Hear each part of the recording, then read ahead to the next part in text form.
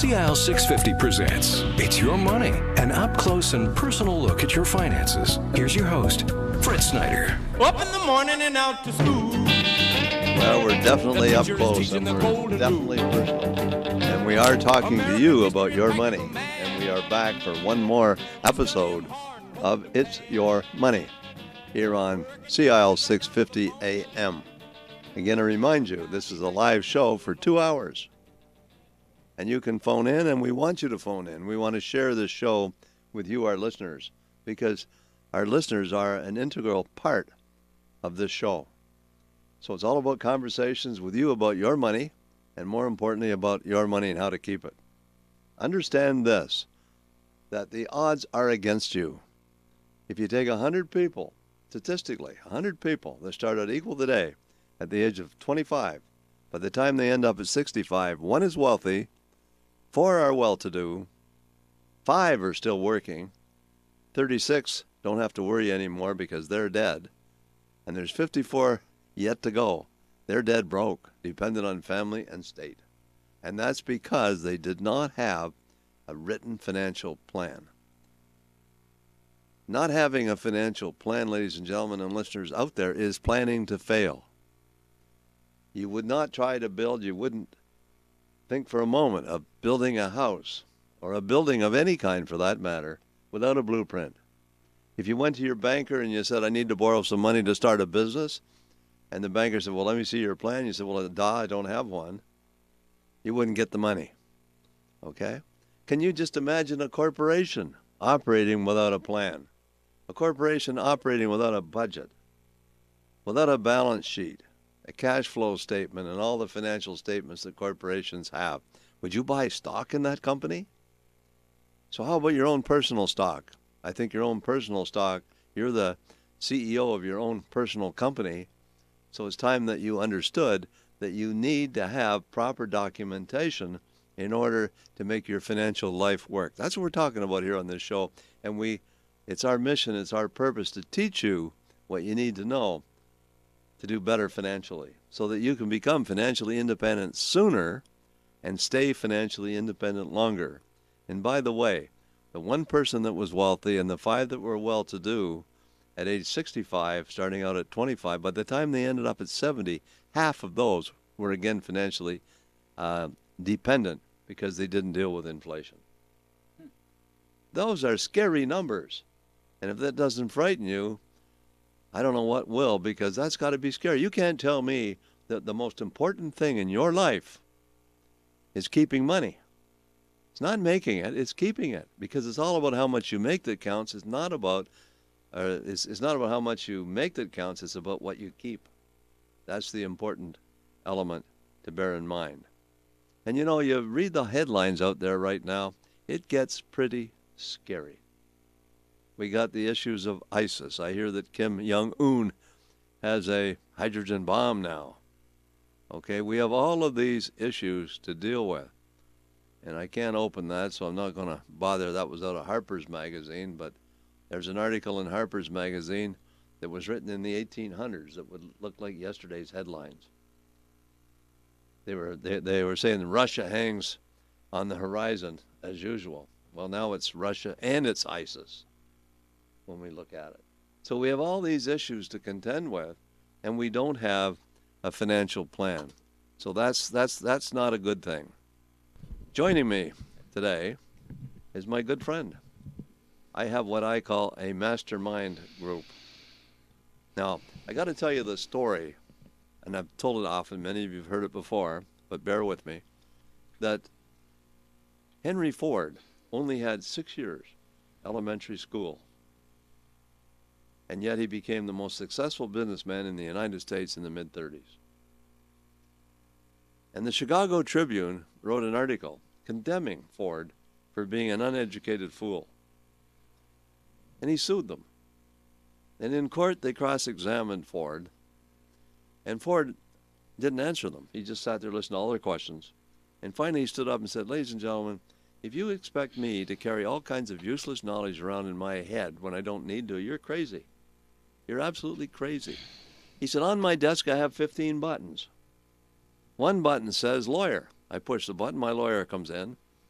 I ask them the questions that I need, and I get all the answers that I need. I push another button, engineers, they come in, same thing. I push another button, my doctor comes in. Doesn't matter. I got 15 experts that I deal with all the time. And I have one of my mastermind group sitting right here today, and that's Timothy Lack. Welcome, Tim. Thank you very much. I didn't like the part about where you press a button and your lawyer comes in. Well, it's true. I know. I mean, I went on the web this morning, and I looked up your web page because I think that's important, because this is a billboard that you put out there that promotes and tells people what you do. And that's important. So I won't ask you what you do. I'll just take it right from your web page. So if somebody wants to log on to your web page, how do they go there? What's the address? You'd have to. No. Okay. It's htplunnyatmore.com. Oh my gosh, that is bad. Okay. No, it's not. Something I'd have a hard time remembering mine. I just click a button. I think with the Google searches these days, Fred, you don't need the whole address. You just click on Tim Lack and exactly I pop up. Right. Yeah. And your email is tlack at la-law.ca. That's right. Your assistant is Carolyn Chang. Is that pronounced That's correct? right, and she's in Malaysia this week, of all there places. You go. But Tim Lack is a Vancouver lawyer and founding partner with Lunny Atmore. Yep. And practices in the areas of wills, estates, real estate, commercial lending, and business law. I cover That's off anything broad. to do with money. Okay. In Just addition like you. to his active estate practice, he acts for many businesses, people, and companies who utilize his services for all of their commercial matters. And you are my lawyer. Yes, Okay? I am. So you're not only an advisor to me, but you're also my lawyer for my own personal stuff that I need advice on. So that's a pretty good testimonial, I would say. Okay, now I'm going to continue. Representative work highlights. Tim has been the responsible lawyer for over 8,000 real estate transactions, acting for banks, credit unions, and many other institutions and private lenders. His work with private lending issues for litigation lawyers, he has lectured on several occasions to other lawyers on the subject. Now, I could go on, and I'm not going to do that. Good. You're embarrassing me, Fred. I don't want you to pop the buttons on your on your suit there. But anyway, ladies and gentlemen, listeners out there, if you want to talk to Tim, this is your opportunity. Maybe you have some kind of a legal matter. Maybe you're buying a house. Maybe you need a lawyer to look after the transactions and so on. I don't know, but I recommend Tim highly. So the number to call is area code 604-280-0650. If you're calling long distance, it's 1-877-280-0650. You can log on. You want to see what Tim looks like or I look like, you can log on www.CIL650.com. And some people are shy. They tell me this when they come to see me quite often. I would have called John the air, but I'm shy. You can talk to Frida. You want to make an appointment to see myself for a second opinion on your investment portfolio, complimentary written financial plan to get whatever we're going to give away today. We haven't figured that one out yet. We gave some books away last week. Okay? Doesn't matter what it is, call Frida. She's down at the office right now, area code 604-737-3512. If you're calling long distance, it's 1-800-661-1495. Just tuned in. I am certified financial planner Fred Snyder, also registered financial planner representing Scotia Wealth Management. Note the name change. It's not Scotia McLeod anymore. It's Scotia Wealth Management, because we feel that more aptly describes what we do. We just don't sell stocks and mutual funds and things like that. We manage wealth. That's what I do, and I attempt to teach you that. And part of the wealth management process is estate planning. Also, part of the wealth management process is getting advice on real estate, as an example. You buy a piece of real estate, you put an offer to purchase in place, you need a lawyer to help you complete that transaction. That's another thing that you do, Tim. So let's talk about you. Well, let's just talk about that. Let's just go right back to that for a second. So often, in the last few years in particular, with this overheated real estate market, I see people coming to me simply to complete the transaction after it's already been drafted, signed, conditions removed, and set to close without the input of a lawyer. Isn't that awful? Well, it is when you think about the prices that people are paying for homes or selling their homes for, and they'll come to see me if they're buying a $30,000 or entering into a $30,000 contract of some nature, but they won't come to me to talk about a $3 million purchase. Realtors are professionals; they have professional obligations, but lawyers know the tricks in the language, and the tricks in the language are people are using them these days in this overheated market to get out of deals. Of course. In fact, that's when I leave your radio show this morning, I'm going to be dealing with a realtor who's faced with the situation where the interpretation of the clauses on a $3 million home is in play. I bought a waterfront house one time when I lived in Ottawa. A waterfront house. And it was all landscaped, beautifully landscaped. And I decided to install a swimming pool. And I installed a swimming pool. Shortly after installing the swimming pool, I find out that a piece of the swimming pool is encroaching on a public right-of-way. Uh-oh. I went to my lawyer who handled the transaction, and I said, "You screwed up on this." He said, "No, I didn't. What are you talking?" I said, "You should have told me to get a survey or whatever." He said, "You put together an offer of purchase and sale and made a proposal to that particular client, and I never saw that. I just did the completion transactions." And I didn't know any better. How often does something like that happen? All the time. Yeah. Your lawyer effectively said, you came to me to complete the transaction. You'd already entered into a firm and binding agreement to purchase that right property. On. You're bang on. Yeah. I had to take that swimming pool out. It was a dog's breakfast. Oh yeah. I went to the township and tried to get permission for an easement or something. Yeah. I couldn't get it. They wouldn't do it. Okay. One of the biggest mistakes I ever made. Did I ever learn a lesson on that one? And I was a financial advisor back then. Big mistake. But hey, could I have charged the people that I bought the house from with fraud because they misrepresented the property boundaries? They actually built a fence on the public right-of-way. Oh, you're probably not. It was probably an easement that if you had done your homework, you would have found. Oh, I would have for sure. Yeah. But I didn't know. Okay. So, ladies and gentlemen, listeners out there, if you're buying a piece of real estate, you put together an offer of purchase and sale, don't do anything subject to the approval of my lawyer. But if you're going to put that subject in there, can you do that? A lot of realtors are doing that now. Yeah. So if you're out there and you just tuned in, we're talking about your money, more importantly about your money and how to keep it. And my guest is Timothy Lack with Lenny Atmore, and his credentials are outstanding. And he's a member of my mastermind group, so if I need specific information about anything legal, I phone Tim. And if you need advice about anything legal, call Tim. Okay? It's about your money and how to keep it. And how to keep it is part of what Tim does. And how to keep it is part of what I do, because that's a financial plan. And part of keeping it is to be motivated to be able to keep it. You have to create a burning desire. You have to create a burning desire to achieve whatever it is that you want to achieve. So there's two things that you need to do to be successful. I boiled it down simply to this. You need a goal, and you need a burning desire to achieve it. A goal without a burning desire is not a goal. A burning desire you can't even define it, is not going to work. You need a specific goal to aim at and a burning desire to achieve it. Be it health, be it wealth, be it body, mind, soul, spiritual life, social life, it doesn't matter. You need to set goals. And the world would be a much more successful and happier place if we had goals.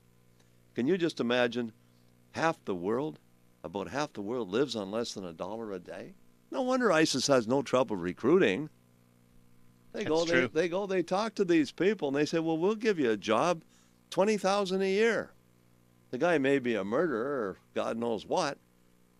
Doesn't care. 20 grand? Wow, all I got to do is kill people. Cut their heads off. Unbelievable. But That's why these people are able to do what they do. Now, ISIS members, all you guys that are out there, set some goals. Create a burning desire to achieve them. Okay? And maybe you won't have to be a member of ISIS. I love the way you can move from the overheated Vancouver real estate market to beheadings in a matter of 30 seconds. Lots of fun. Good segue there. Yeah, I don't know if there was one. Oh, but it certainly feels that way in this overheated market that things are rushed. And do you think, Tim, that we're about to have a real estate major correction? You think that's a bubble about to burst? I know that the federal government just came out with new rules for down payments on higher end homes. Let's talk about that. Okay, what the goal was for the federal government was they wanted to cool the overheated market, and so they've increased the amount of money that a person needs to put down on houses over $500,000, with the intent being that if people are overextended on these expensive homes and there's a little bit of a correction in the market, then they're underwater effectively. And when I say underwater, I mean they owe more than their house is worth. Now, I've read about what some of the experts are saying and saying, it's not going to cool the foreign buyer so-called problem, because those people, they're not going to be concerned whether it's a 5% down or a 10% down payment. They'll find that money. They're paying cash. That's right. Whereas the $500,000 is not a huge threshold in the Vancouver market, and a lot of people need the original 5% down as opposed to the higher percentage down payment to get in the market. I understand that under the new rules, the first $500,000, the down payment is 5%. It was. Now it's being increased. But over 500,000 yes. is 10%. Yes. And that's a blended amount. So let's say that it was a $750,000 house. It'd be 5% down on the first 500,000, and on the excess 250, 10%. Add them both together, and that's the down payment. Yeah. Is that the way you'd calculate it? I think you have it right, Fred. Okay. But I guess people are saying both ways, that really the so-called foreign offshore buyer problem, they won't be affected by this. It may be affected by the person who says, now I have to save even more to get into that home in the Lower Mainland that I can't afford anyway now. But I didn't answer your question. You asked me if I thought the market was going to cool at any time soon, or at what level. Well, the projections are we're going to get 1 million more people in the Lower Mainland in the next 15 to 20 years. It ain't going down. No, and there are geographical restrictions with the Lower Mainland, with the water and the mountains. We're fenced in. Yep. Yeah. So, the best comment I've heard of all the economists and realty experts in the last year and a half has been that home ownership is still an achievable dream. You just have to change what your dream is. So the single-family home with the picket fence is not the dream anymore. What about these tiny houses, 250 square feet or something? I saw in the paper the other day. Oh, I think that was just a front-page story where someone built a little house and they had to move it because of restrictions. It was too small, instead of in other municipalities where they're trying to restrict the houses where they're too big. But the real estate market, with 1 million people coming in, I don't know where it's going to move. I mean, you mentioned ISIS. I don't think about those guys so much, but I think about the places in the world where turmoil, unrest, and uncertainty exists in your daily life, and those people must look to places like Vancouver or Canada generally and say, I want to go there. The beautiful look on the Syrian refugees that arrived in Canada. My wife and I were watching it on the news, and we saw the little 6-year-old skipping as he arrived in Canada. We still have a wonderful place to live, and ultimately supply and demand. Well, that's it in a nutshell. Yeah. Prices go up because of supply and demand, and prices go down because of supply and demand. That's it in a nutshell, really. So short supply, prices go up. Yeah. And our dollar hit a 11-year low this week. My God, it's unbelievable. So I wonder if our American neighbors are going to look to Vancouver again the way they did probably about 12, 15 years ago. A lot of condos in Cole Harbor, I was doing transactions for American buyers. Then when the prices stayed strong after the American crash, our dollar was strong, they pulled their money out and they got good value, buying and selling in the Vancouver market. They would have. Yeah, they're using houses almost like the stock market. It worked for them. Yeah. It hasn't worked for our Canadian dollar, that's for sure. So you still haven't really told me, are real estate prices going to go up or down? I've attended a couple economic forecasts, and I think in the lower mainland we're going to see it won't go down. That's my gut. And I'm not speaking as a lawyer, but I'm just speaking as a person who's following the market, listening to the experts. I don't think it's going to go down. And more generally, they're saying the bigger homes outside of the major centers, those are the ones that might take the hit. Okay, well, let's take a call. We have John from Vancouver on the line. John, welcome to the program. Hi, guys. Great show. I always love listening to you, and I especially love the free legal advice I can get. Oh, my gosh. There's no such thing as a free lunch, John. Here it comes, Tim. So, what can we do for you, John?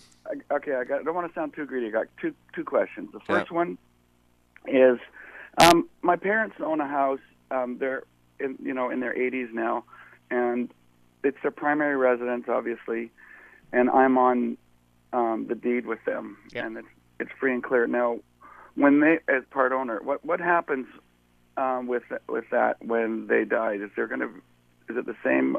I mean, are we going to have to pay taxes on it, or what's going to happen? This is an awesome question. This is an awesome question, John. Okay, so you're on title with them. So probably it was set up so that it's joint survivorship. So one of your parents will die first. They will. It sounds awful to say this, but they'll drop from title effectively. What that means is if you own something jointly, there's something called survivorship. So that person dies, the survivor carries on, and the deceased just drops from the title. Okay, and that's a simple filing at the land title office. Okay. Hate to say this, but then your second parent dies, John, and then they drop from title. Again, another simple filing at the land title office. And when I say simple filing, you present a death certificate, and the registrar and his team over at the land title office will strike the deceased from title. Okay? And then there's a property transfer tax exemption available for that, provided either the transferor or transferee, it's their principal residence, okay? Okay, so then it leaves you on title with the property. By having the property in joint tenancy, like it sounds like you have, you're allowing that property not to be probated.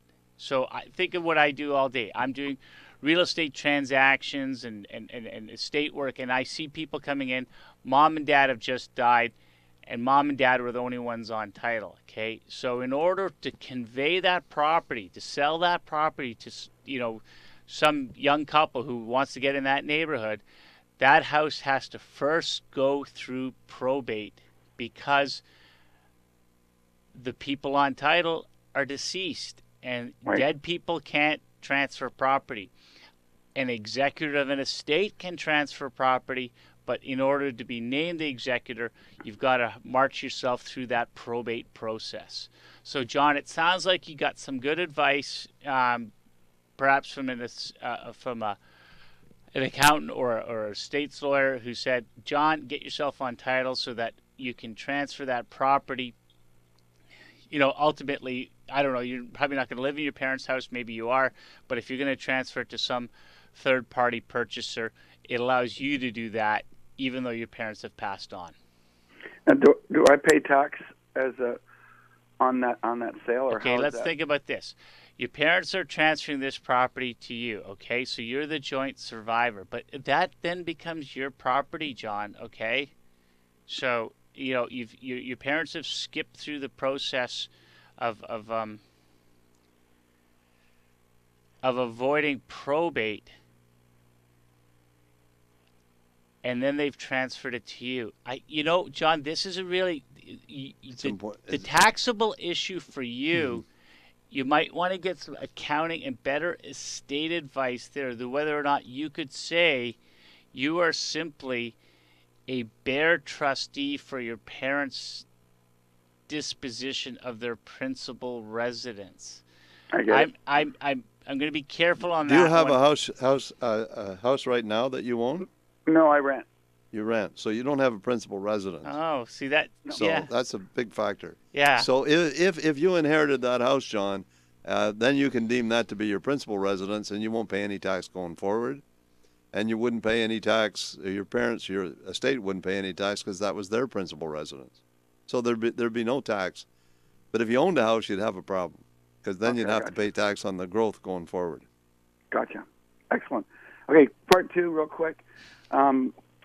Beneficiaries on recently I just had to redo my I moved my account, and I've got an RSP, and the advisor was saying, "Oh, it doesn't matter what, really, just put a state for your beneficiary." Is there a significant difference? Oh, big one. Wow, huge.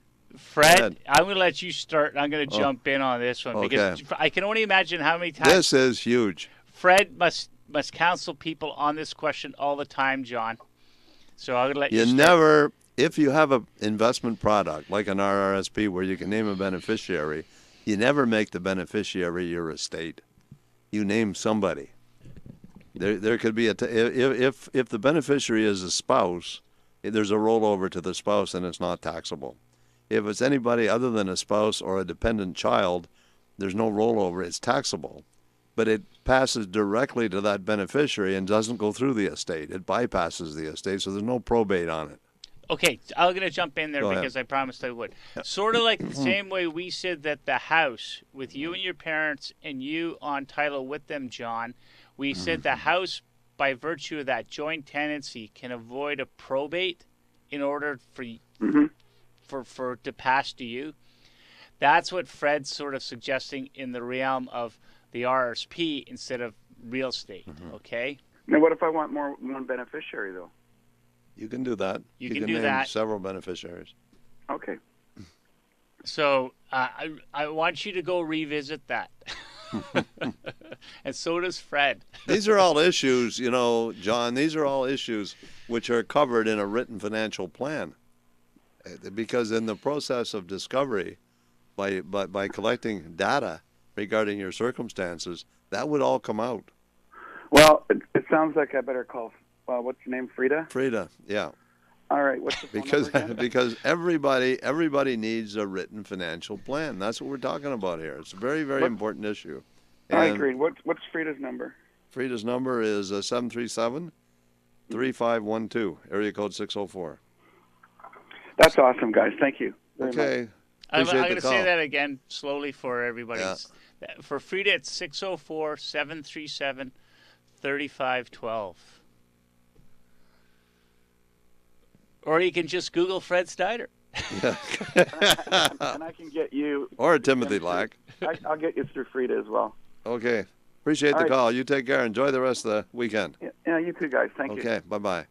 Okay, John's line is now wide open, so if you're out there, you're listening to the show, you just tuned in, I'm certified financial planner Fred Snyder, having a lot of fun talking with Timothy Lack, who is an estate planning lawyer, and he's part of my mastermind group, and I consider him to be an expert when it comes to the law.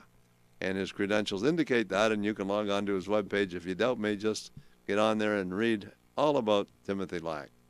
Let's talk to Marianne from Langley. Marianne, welcome to the program. Hello? Hi. Hi. I just listened to that last caller. You got to be very careful when you put your children's name on title on your house or in your bank accounts, especially if you are married. You should have that spouse sign papers that, if anything, a divorce, that your spouse can't go after anything. Well, Marianne, we're well aware of that, and actually it leads me to say that nobody should listen to this show and run out and do stuff without consulting with their financial advisor. Mm-hmm. Okay. Yeah, we don't know John's circumstances. We didn't know he rented his home. We don't know what his station in life is. If he has children, if he has one marriage, he's maybe on to his fourth marriage. Yeah. We're giving general advice. He asked about whether or not that property that his parents owned would flow without probate, and that was what I answered. So, but you are correct. These days where marriages collapse more frequently perhaps than they did 50-50 chance. Is that what it is, Yeah. Fred? But Marianne, thanks for alerting our listeners that there are different issues that emerge in any type of transaction. It's just that it's really scary because your parents figure you're doing the right thing by putting you on title, and then your husband or wife that you're married to can go after anything that that they're entitled to. Because I know a friend of mine that happened to, and it was a nightmare for her. Yeah, well, there's 3 questions that I use all the time. And I sit back and I say this, that I help people solve their financial problems. And a problem situation is there's a goal and there's an obstacle. The obstacle is the problem. So what you usually deal with are called symptoms of the problem. If you don't discover the real problem, you're not going to solve the problem to begin with. So the discovery process looks for the real problem. And you don't want to find yourself, and understand this, when we do this show, we're not doing this show to give people solutions of any kind. We're trying to make them aware of their circumstances. Well, that's what I'm trying to do, is make people kind of aware that exactly. And essentially, you can have all kinds of problems. You can have a situation where you own a house jointly with somebody else, and you pass away, and somebody else ends up getting remarried, and the new spouse gets those assets.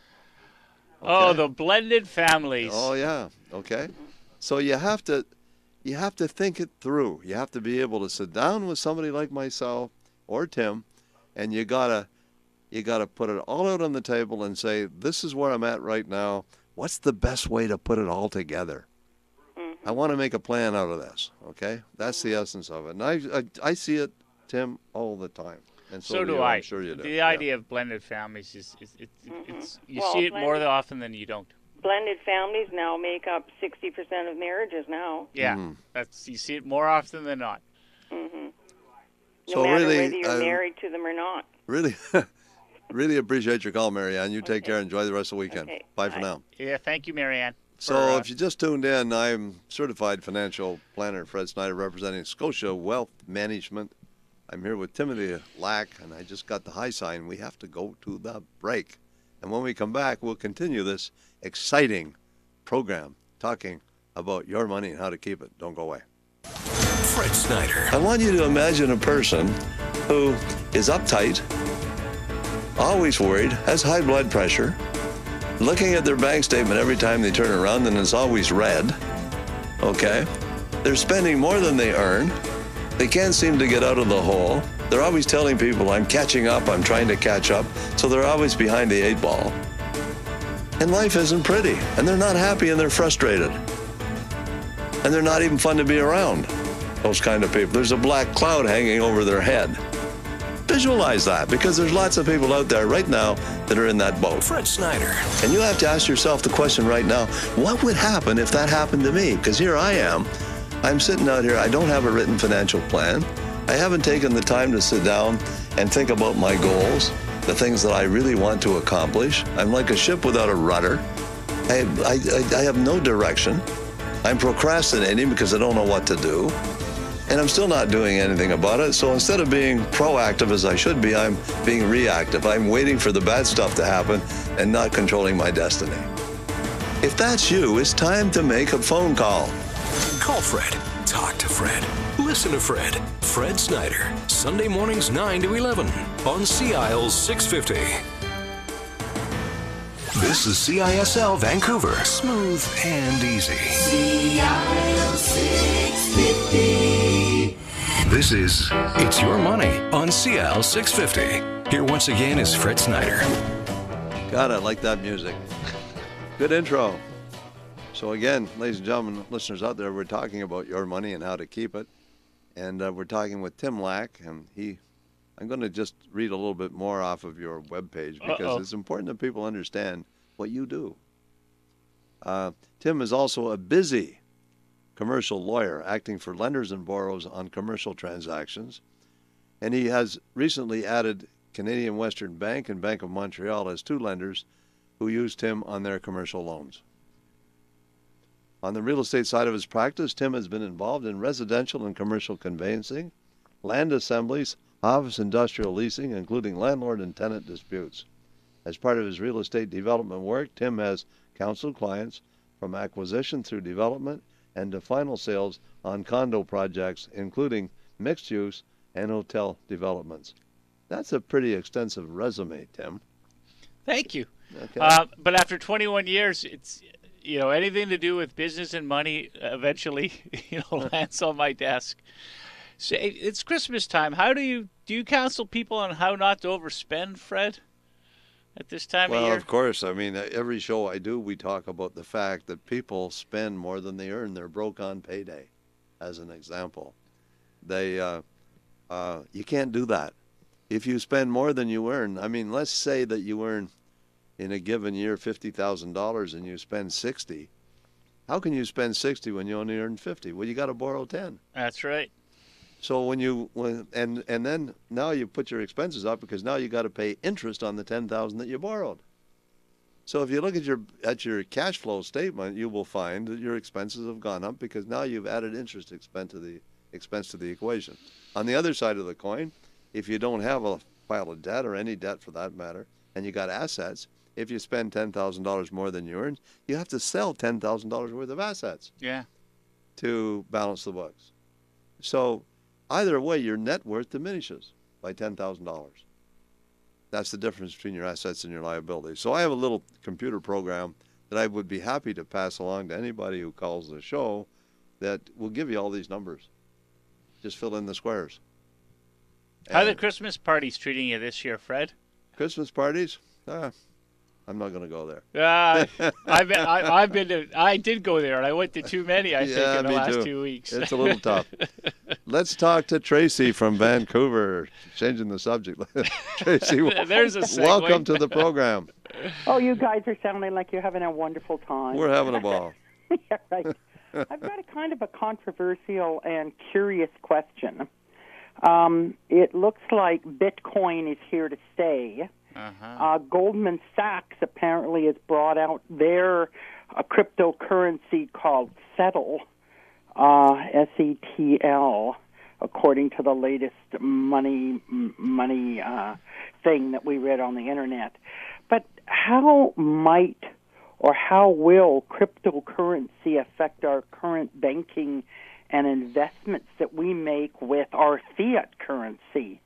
And taxes. Apparently the federal government, whether it's the United States or Canada, really hasn't started looking at what's going on. And I hear that there are places in town, and I'm not going to name names, that use this cryptocurrency to pay for items. And that means, to me, they don't have any, they can... I don't know too much about running businesses, but they can make it look like they have, that they're losing business instead of gaining business because they don't have to report that cryptocurrency income. Well, I don't know much about Bitcoins, Tracy, and I don't know that Tim does either, do you? If the federal government doesn't know about it, I probably know less than them. Because I look at the laws, and if they haven't changed the laws on this... A couple of years ago, I did a newsletter. I did a bit of a study on Bitcoins, and the study came up with a lot of negative stuff, so I decided to throw it away. But maybe they've fixed those problems right now. Maybe I need to do a new study on it. I just am a little curious about, there are places in town. Like I said, I don't want to name names. That I guess you go in with your phone and you have your cryptocurrency up in the clouds, and they just subtract or whatever. I don't know anything about it. I'm not involved. Well, you're going to be able to put all your credit cards in your phone pretty soon. I know that my Yeah. Amex is in my phone right now. Oh, wow, but just don't lose your phone, Fred. Well, they'd have a hard time accessing. I got a pretty complicated password. Yeah, well, I remember driving a bus, and man, the number of phones I would find on the bus, or just... It's unbelievable. Yeah. Well, anyhow, I had a that was Christmas party basically- last night, and I probably had 15 people there, and I'm watching, and at least 5 of the people at one point were on their phones. I know, it's It's crazy. getting to be almost a sickness. It is Yeah, strange. it is. Yeah. It is. Okay, well, listen, that was all I wanted to ask, was how much you guys knew and what might happen. I and don't all know that. enough about the subject to give you a decent answer at this particular moment, but I promise you I'll do one thing. I'm What? going to update. Every time I run into something like this, I just do a newsletter. Oh, okay. I got okay, and that. they're That on- forces me to get up to date and study it. So, but I don't have on any your opinions site? on it right now at all. Yeah, okay, but your newsletters are on your web page. Is Well, that right? they would be there, but I can't put anything on my webpage without getting Scotia approval first. So that's got to come. There's an approval process, so nothing's going to happen quickly in that area. Right. Okay. But I will get the information, and you can call in next time we do a radio show and ask the same question. I'll be able to give you some information. Yeah, but right. let's okay. understand one thing. I am not, no matter what information I have, I'm not recommending Bitcoins to anybody. Oh, and I have. I'm just giving intention of information getting- out. That's all. Yeah, I just read this stuff, and I'm thinking here are some banks that are, Goldman Sachs in the States apparently has their version and stuff like that. Well, so, that gives it credibility, possibly. yeah, maybe. Okay. But I don't know. I really don't have any kind of an opinion right now, except be careful. Well, yeah, I'm not. It'll be interesting just if anybody out there in your listening world is involved with Bitcoin. Well, they can phone in. If there's anybody out Yeah. there listening to the show, they can give us some information about Bitcoins. Yeah. Good or bad, give us a call. Yeah. Happy Okay, to well, talk to you. great. I want to thank you, Fred. And Well, Tracy, good you morning, take care. Sam, Enjoy the and- rest of the weekend. Yeah, will do. Okay. Bye for now. Bye-bye. Okay, ladies and gentlemen, the listeners out there, Tracy's now gone, and that line is now open. So if you want to make a phone call, we will reward you handsomely for making a phone call. Let's see, what are we going to give away? Will kit. I have some wonderful will kits. Beautiful book, a CD, and a will instructions form. You give us a call, I'll see that you get that. Now, just don't call Frida to get it, because I'll get 10,000 calls down there and I'll have to open up a brand new business. You got to contribute to this show. This is the gateway to get that. You got to phone the show. Now, you can phone the show. You can give us a suggestion. You can phone the show. You can ask a question. You can phone the show. You can say you guys are doing great. You can make a comment of some kind or another. Okay? And I won't embarrass anybody who calls the show. You don't have to worry about that. And if you can't answer the question, I'll try to answer it for you. Okay? So get on the line, give us a call. And the number to call is 604-280-0650. Long distance 1-877-280-0650. Log on www.sil650.com. And for the shy people, Frida's down at the office, area code 604-737-3512. If you're calling long distance, it's 1-800-661-1495. If you want to make an appointment to see myself, you can go directly there. Just call Frida. Say, I want to see Mr. Snyder. An hour to 2 hours I will reserve for you. Sit down and I will look at your financial situation from stem to stern and make some suggestions. If you have an investment portfolio, I'll give you a second opinion on that investment portfolio in writing. An analysis, a professionally prepared analysis using Morningstar wealth management system or PalTrack, whatever it is. Get on the line and give us a call. I remind you once again, you need to get yourself a written financial plan, and inside that plan, you need an analysis of your present portfolio. You need to know whether the portfolio you have is on track, it's going to do the job for you, whether it's too risky or not risky enough, whether the expected rate of return is going to get the job done. and much, much more. So a written financial plan will tell you precisely what your numbers are. It will tell you how much life insurance you need. It covers everything from stem to stern, including the estate planning portion. Let's talk to Peter from Burnaby. Peter, welcome to the program. Hello, Fred. How are you? Pretty good, Peter. How are you? Good, good. I have a question about the tax saving of 2016. How much is the maximum? I can't hear you. Just say that again, please. Tax saving for 2016. How much is the maximum amount? Tax savings. What are you talking? The TFSA? Yes. Well, the word is it's going to be reduced to $5,500. And what happens with the 2015 if you already contribute? Well, I don't think they're going to penalize you for it. They may force you to take it back out. We don't know the answer to that at this point. Oh, you don't know the answer. I think it's probably a good suggestion to make the over-contribution before they come out with it, because they might just leave it alone. I don't know. You don't know. Nobody knows the answer to that. All we know is that the word is out that the $10,000 is going to be reduced to $5,500. Yeah, I'm just That's for sure. concerning about the 2015 Yeah. CRA penalty. So I hope that answers your question, and we'll move along. Enjoy the rest of the weekend. Appreciate your call. You take care. Let's talk to Jim from Burnaby. Jim, welcome to the program. I was talking to a lawyer recently about having a will made up. Yes? But I held off on it when he told me that, if I wanted to make any changes or revisions in it, then I'd have to pay the complete cost again of having a new will. And that didn't seem right to me. I checked with a few other lawyers, and they said the same thing. Well, I don't know. I guess it's up to the lawyer, right, Tim? Jim, if you want to make a change to, let's say you do a will, and then you want to make changes, okay? Oh. It's called a codicil, okay? And that's a change, and it's signed and executed in the same way that a proper will is signed and executed, okay? And witnessed. And I think perhaps the lawyers they don't know what will you're going to bring them. It might be a 30-year-old will. It might be written on the back of an envelope. It might be a 3-page will. It might be a 15-page will that provides for, trusts within the will. So they don't know what they're going to see.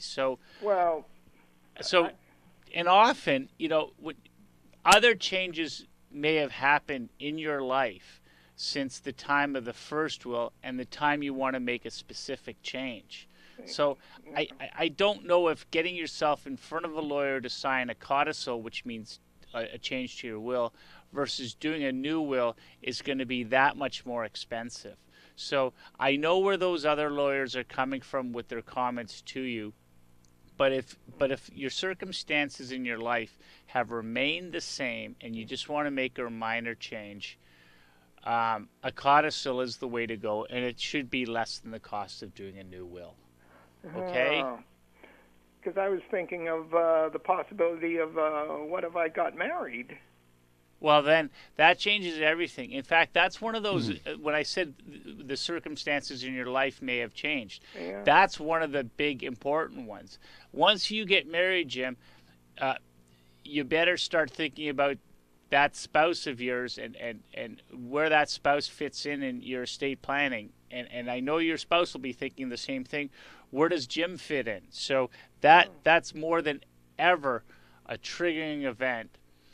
Marriage and children are the ones that should get you thinking about your will and getting yourself into a lawyer's office, okay? Yeah. Or a notary's office. Yeah, well, I guess that's being unmarried. That's one reason why I don't have a will right Jim, now. do you have a written financial plan? Pardon? Do you have a written financial plan? I don't. Do you have a financial advisor? Pretty much myself. Okay. Well, maybe that's a good trigger. Maybe what you should do is give Frida a call and make an appointment, come in and see me. Written financial plan is complimentary. Won't cost you a dime. And that's a good place to start because everybody needs a written financial plan. Yeah. Okay, then. Does that make sense? Yeah, that could be of interest. Well, I think that every single person needs a written financial plan. Tell me something. What's more important, making money or keeping money? To me, it's always been to be able to keep the money. Well, sure. There's no point in making it if you don't keep it. There's no point in making it if you're broke on payday. Yeah. Okay, so the most important part of money, as we talk about money, is keeping it. And the only way you're going to keep it is to have a written financial plan.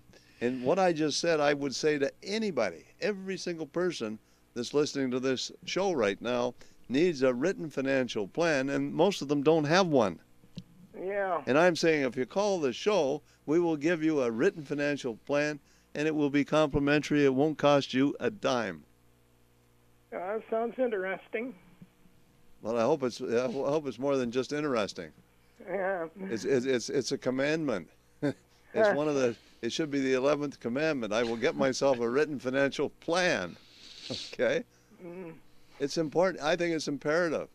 Either that, if you don't have one, guess what? You're planning to fail. Well, by at least default. I'm not flat broke. Okay. Well, then maybe you have one and it's all up in your head, and you do it by remote control or something. Yeah. I don't know. But if you give Frida a call, we'll be happy to provide you with a complimentary written financial plan, no cost. Okay, then. Okay, you enjoy the rest of the weekend. Okay, Appreciate thanks. your call.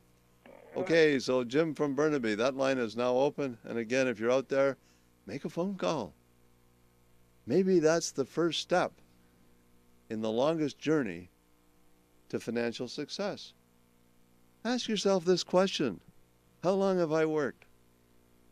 Concentrate on that for just a minute. How many years have you actually worked? Eh? 10, 5, 20, 40? How many years have you worked?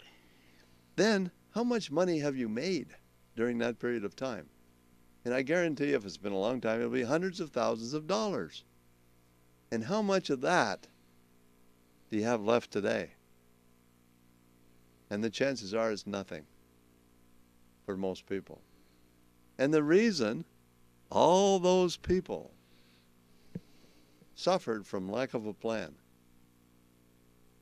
they did not have a written financial plan. Now, I could go on. I could say, well, they didn't have a burning desire. That's true. And they were spellbound by fear, which is false evidence appearing real. They didn't take the time, and they didn't know how to sit down and establish definite, very specific goals. They thought, well, I just want to be rich. Ladies and gentlemen, that is not a goal. That's a dream. But rich is different things to different people. Having something, like where does rich start? How do you define rich? How would you define rich? Oh, I guess if I'm in church where I should be this morning, Fred, Okay, they define. now you're blaming me. Huh? They define rich as rich in spirit. Well, Other people, well, sure, perhaps okay. rich in love, rich with being surrounded by family, and then, of course, there's rich with the bags of gold in front of you. Like Scrooge McDuck. Okay, so, but rich, the way I define rich is this. You have to sit down and you have to say, this is my lifestyle. I need $70,000 a year. That's an arbitrary figure. But I need $70,000. It might be 50, it might be 100, doesn't matter. I need so much money for the roof over my head. I need money for travel. I need money to pay for insurance, and so on and on and on. Christmas presents, birthday presents, all that kind of stuff. And you make a budget. It's a budget, a spending plan. So you do this budget and you say, this is how much I need. Okay? Now, how do I get the money to pay those expenses? I work. Well, when I have enough money working for me to generate the income I need to pay my expenses, I'm now rich. because I don't have to work anymore. The income from my money's working hard enough for me to take the income from that pool of money to pay my lifestyle expenses. So when somebody wins the lottery, let's say you win $1 million lottery, how much income can you take from that $1 million?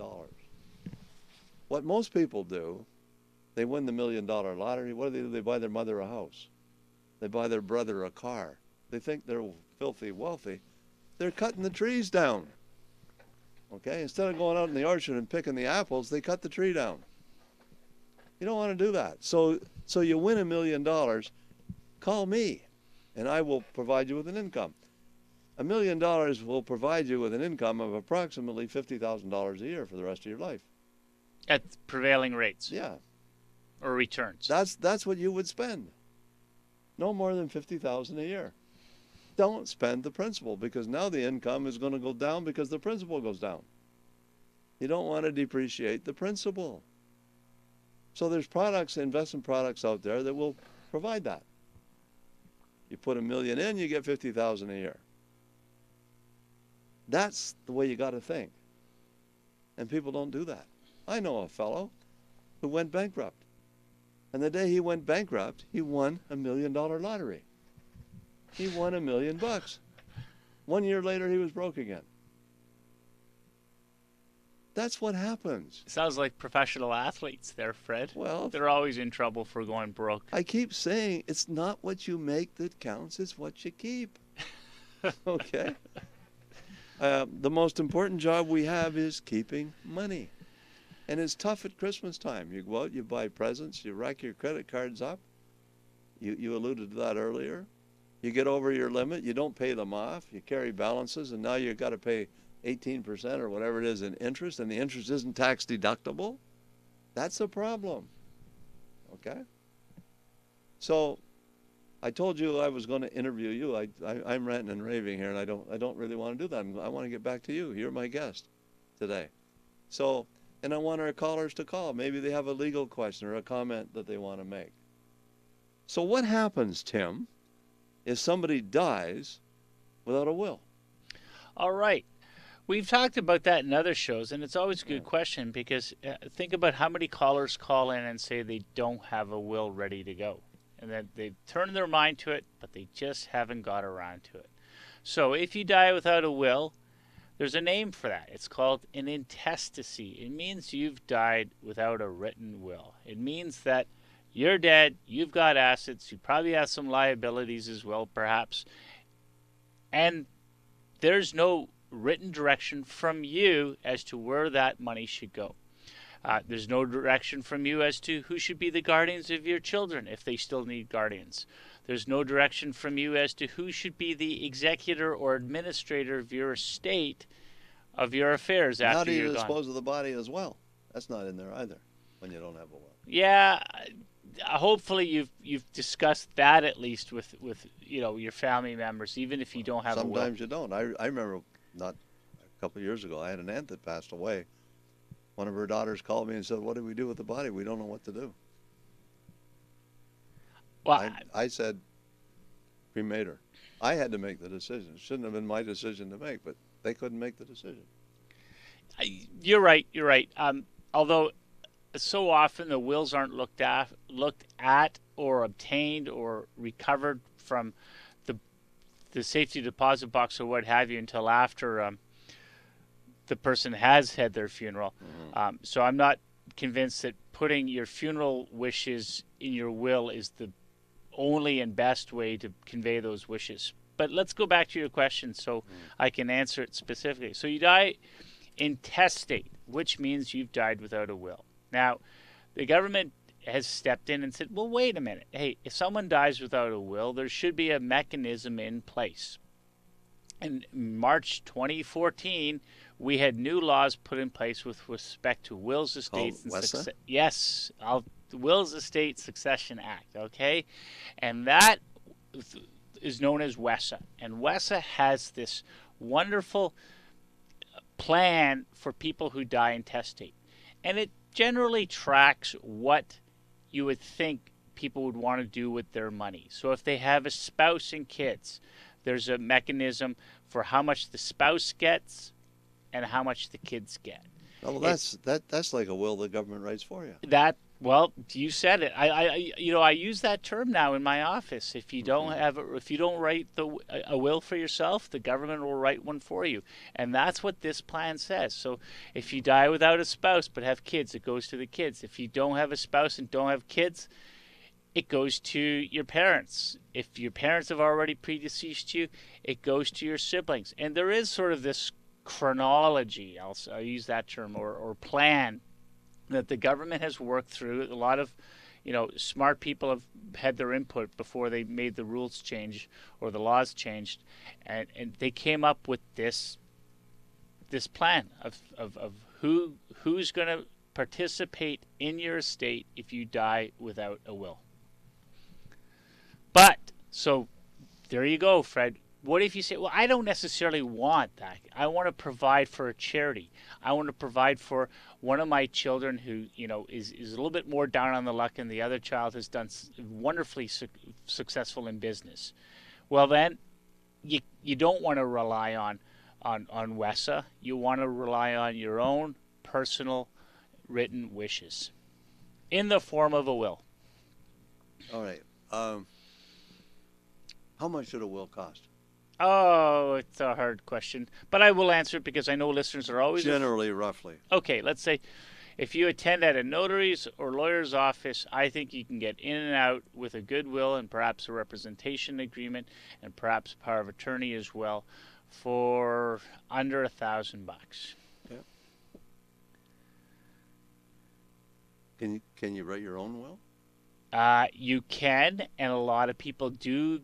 The stationery stores used to sell those wills kits where you would sit down and they would give you a couple plans for wills and a couple questions to ask yourself. And I had a drawer in my old office just full of those wills kits that they sold at the stationery store that people came in and said, Tim, I read it. I don't understand it. Help me out. So as a professional, both yourself and I, we see things over and over in what we do. Whereas the person doing the will is probably doing it for the first time, and they will have loads of questions because not every one of those kits is going to fit their personal circumstances. We have to go to the break. Okay. So we're going to go to the break, and when we come back, we'll continue to talk about your financial plan and about wills with Timothy Lack, with Lenny Atmore, here on CIL 650 AM. Don't go away. Fred Snyder. Do you have a GPS? I do. I have one in my boat. I have one in my car. I get in my car, I can turn the GPS on, put an address in, it'll tell me exactly how to get there. When I'm in my boat, I can say I want to go to Anvil Island, and my boat will take me right there every time. Wouldn't it be nice to have a financial plan that would do the same thing? Fred Snyder. When you sit down with a financial advisor such as myself, I have to determine the level of risk that you need to take and the level of risk that you're able to take and the level of risk that you want to take and the way to get the best return on your investments. That's what your financial plan is all about. Fred Snyder. I just really appreciate and honor what you do every week for people, is giving them financial knowledge, so I'm just really happy about that. Just keep on doing the awesome work, Fred. Fred Snyder. So three kinds of people: those who really don't have a plan, they're just kind of starting out, those who are on the way, and those who feel they're already there. The three types of people. And those who are already there, maybe you need to get a second opinion on that portfolio, that you have to make sure that it's the right one, or maybe you have to tweak the plan itself. That's what we're talking about. If you fall into any of those categories, time to make a phone call. Call Fred. Listen to Fred. Fred Snyder. Sunday mornings 9 to 11 on CIL 650. Welcome back to It's Your Money on CIL 650. If you have a question for Fred, call 604-280-0650. Now back to Fred. Okay, we're back. We're live, interactive, taking your calls. And again, we're here for another hour. So you got ample opportunity to call in and share your thoughts. Share your thoughts with us, because we want to have conversations with you, our listeners, about your money. And I can't emphasize this too much. your money and how to keep it. Okay? If that's not important to you, I got a bridge to sell you. Okay? Won't be the Second Narrows or the Lions Gate, but I do have a bridge someplace. And I want you to think about the word bridge, because a financial plan is a bridge to take you from where you are right now to where you want to go, financially speaking. If you don't have a financial plan, you don't have that bridge. You can't get across the river. You can't get across the body of water that separates you from where you want to go, financially speaking. And I'm not kidding when I say that. It is the truth. And I fervently believe that. So we have Maria on the line, my good friend Maria. Maria, welcome to the program. Hi, good morning. Hi, Maria. First of all, I apologize for not showing up Friday. Oh. My daughter became a mom on the 20th of November, and she needed to run some important errands. So she asked me to help her out, and so I had to cancel my appointment. I understand that. That's fine. No I will problem at all. I will do it another day. Okay. But now I have a question that I didn't know I would get the chance to ask. It's about the wills. And I have two examples of two families that did something that is not talked about. The first one, there is a family, 3 boys, 1 girl. They're not children, they're adults. And mom passes away. The 3 boys stopped visiting when the children got married, when the boys got married, but the daughter helped her throughout her marriage, right to the end, doctor's appointments, and so on and so on. So the mom rewrote the will, and she left the 3 sons out completely, which caused problems between the brothers and the sister. But the sister got everything. Example 1. Example 2, an old man was in a hospital, Surrey Memorial, and I know this because a family member worked there. And the children did not visit Dad, and Dad died without ever seeing the grown-up children. What did Dad do? Left all the money to a hospital. So what I'm asking is, it doesn't have to go to children that forget who Mom and Dad are. It can go to those that really tried hard to help the most. Is this true, or is this not true? I think there's a problem, because this is an issue that has to do with the Wills Variation Act, and I'm going to let Tim handle that one. All right, Maria, it happens all the time. As people get older, they start having ideas and issues with their adult children. Sometimes it's because of the way the adult children live. It's sometimes because the adult children live far away. And sometimes it's, like you said, it's because the adult children stop visiting. They stop having that relationship with the deceased, or soon-to-be deceased, and the will is changed. Before WESA, we had something called the Wills Variation Act, okay? And that would allow someone who felt that Mom or Dad didn't provide for me in a moral way through the will.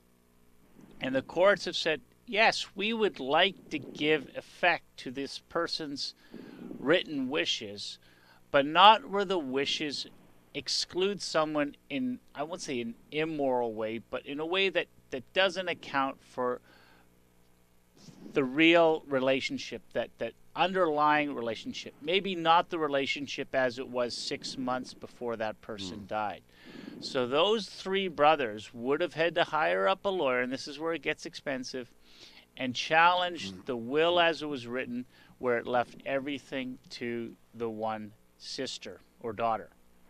Okay? So, and it happens a lot. I've been involved in all kinds of complicated situations like that, where often it's because a parent disapproves of something that the child is doing in their life. Okay? Now, as for leaving it to the hospital, again, was the person of sound mind when they did that? Were they?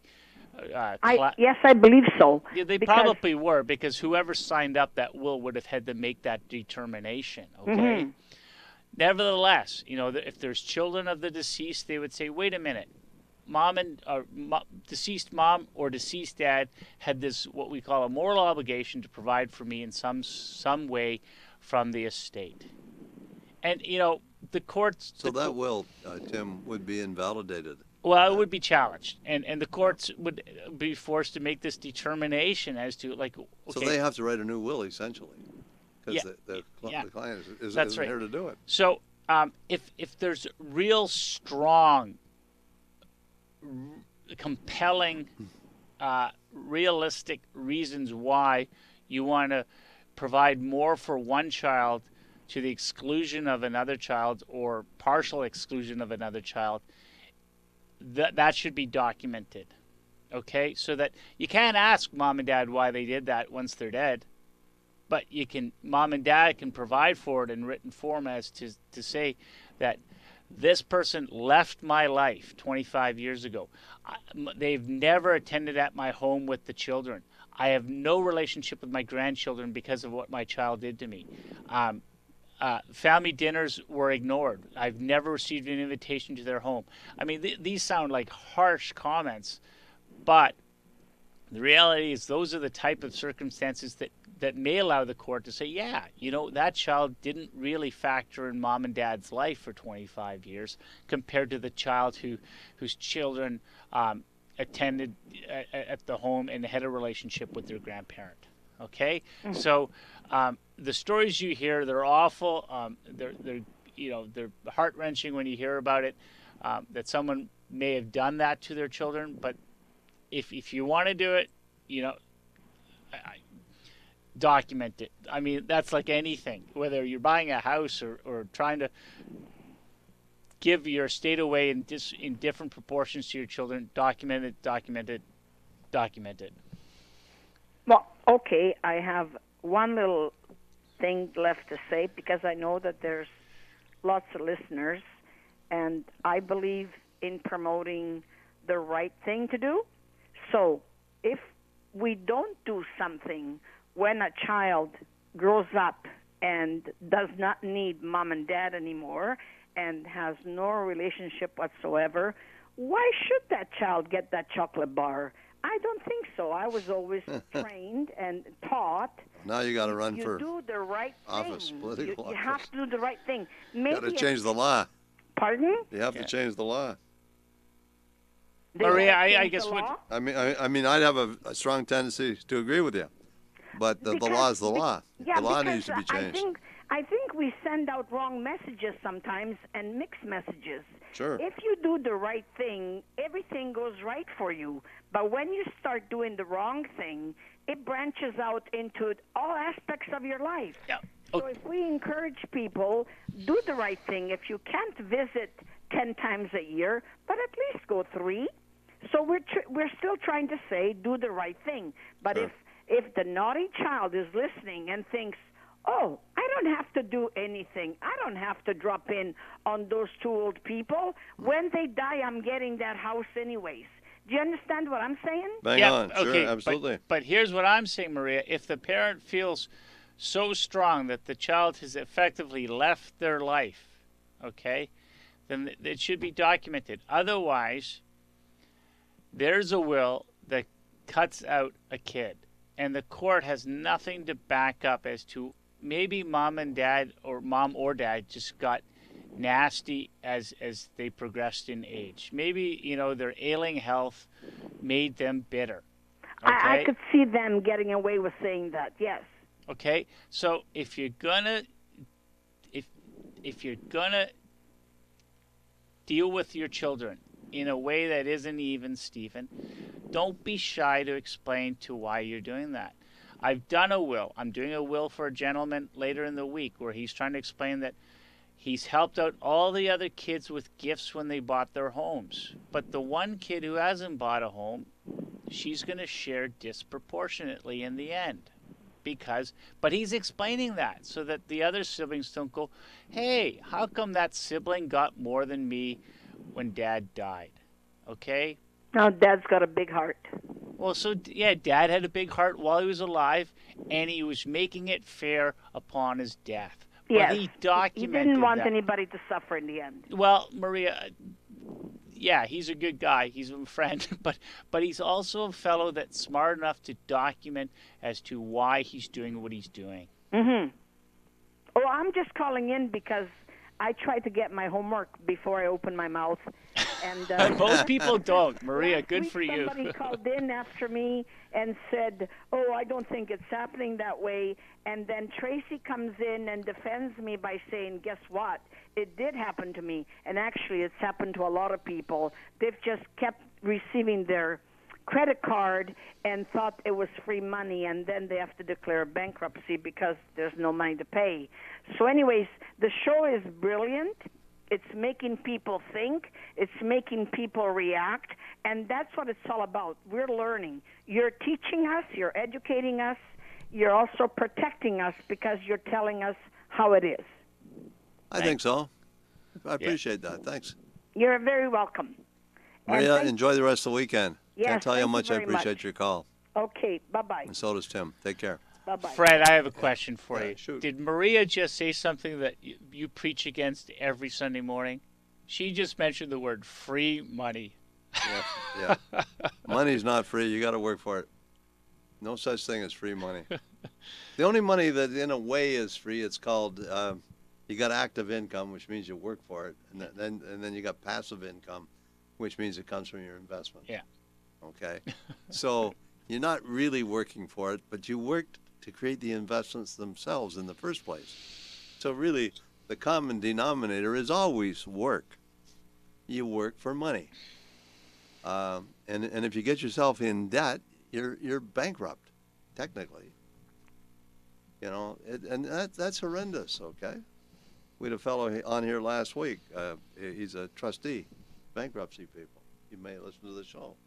But he basically says that about 3/4 of their clients, they advise not to go bankrupt. They advise them to make a proposal, a settlement proposal. And he said that's generally what they do most of the time. So it's better. I mean, you declare bankruptcy, you lose your credit rating for what, 7 years, and you lose a lot of your assets and all kinds of stuff. But if you can, and the person you owe the money to comes out with nothing. But if you make a settlement, you can say, well, we'll settle for 30% or something like that. At least they get something. Okay. And I think that's the way it's going. And that's called debt management. That's another part of the financial planning process. So if I take if you visualize a binder, you have a binder sitting over there right now, a whole bunch of tabs. You visualize a binder that has 10 tabs. I'm not going to go through the whole 10 tabs, but one of those tabs is estate planning. That's where Tim fits in. Okay. Another one of the tabs is debt management. Okay, and that's where my last guest fits in. So we're talking about experts in all these various areas, and this is what a plan looks like.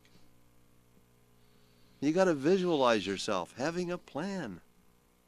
So visualize yourself with a nice binder. It's made out of gold leaf. It's got 10 tabs in it.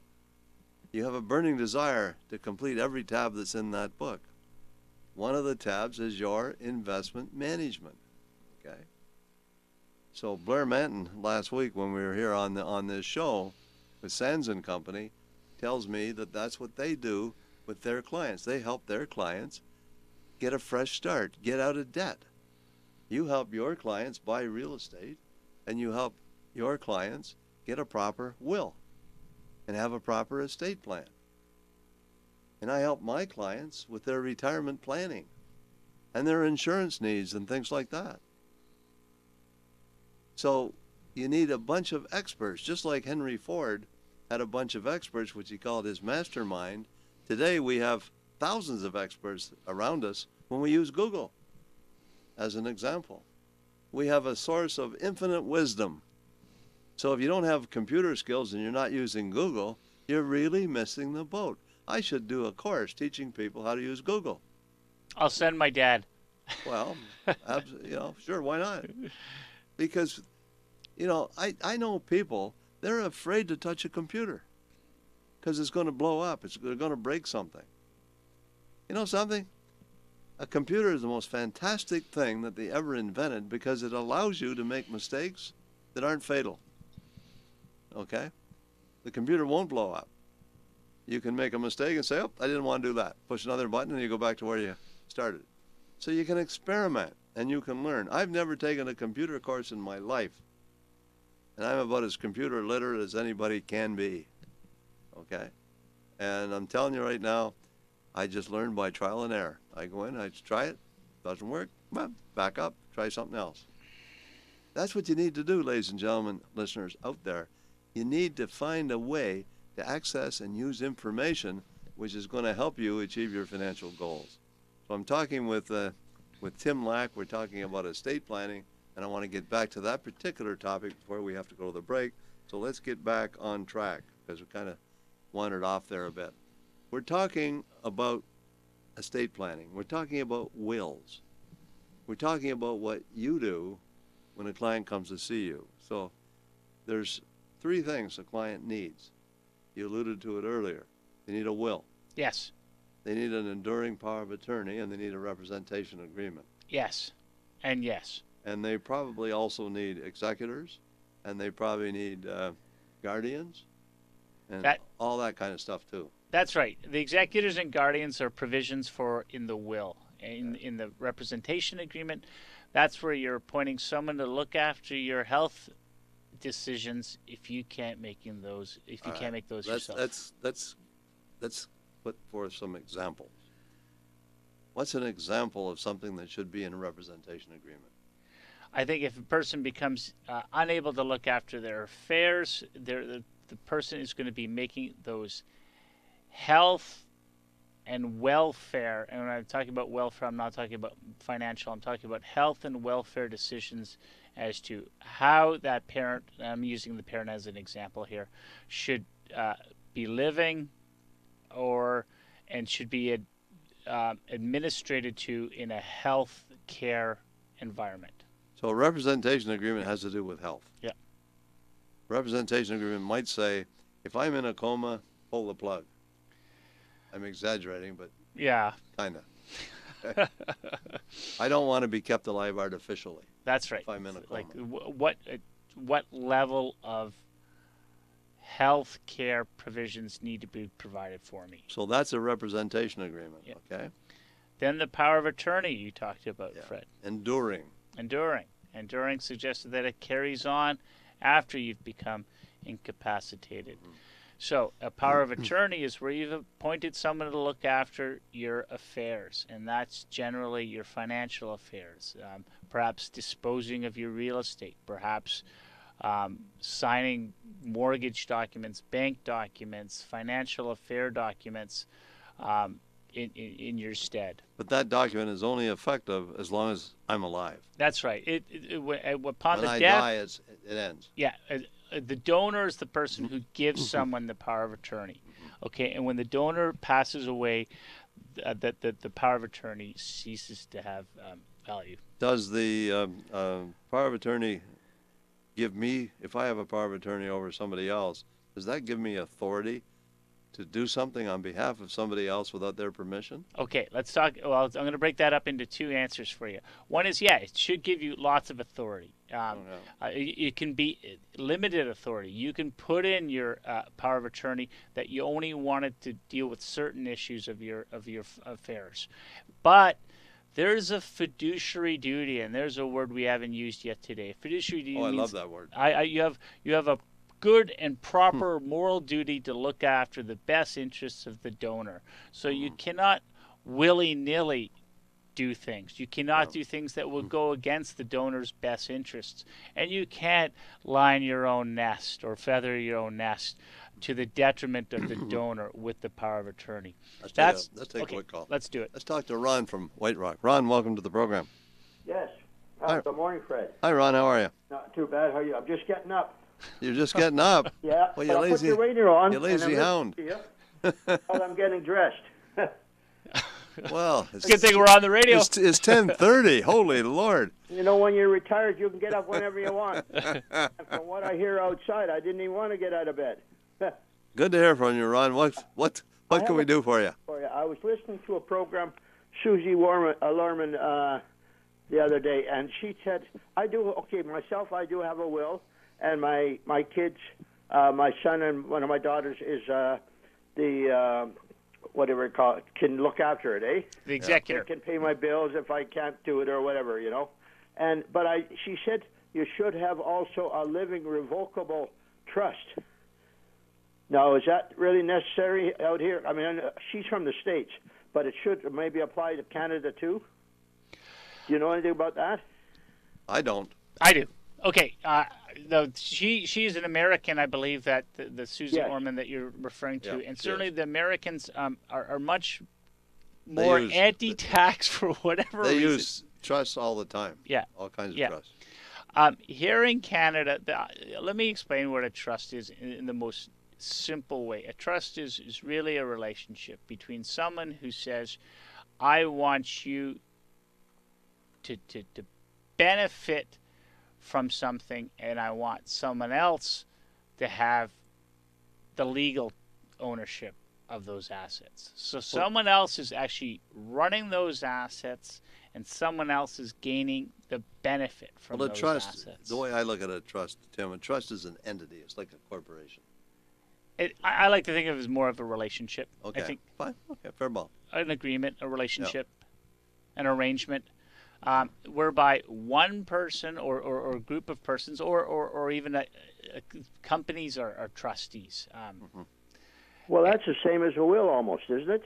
It is, but I give authority in the will to my son and my daughter, one of my daughters, to look after my affairs. Yeah, a trust is quite often an ongoing relationship. Okay. Okay, so think that you want to provide for your children in your will. In fact, there's trusts created within a will. Think about it, where you've said, okay, my executor is going to look after my affairs, but I have young children, and I don't want them getting all my assets when I die. I don't want them getting all my assets when they reach that age of majority here in British Columbia, which is 19.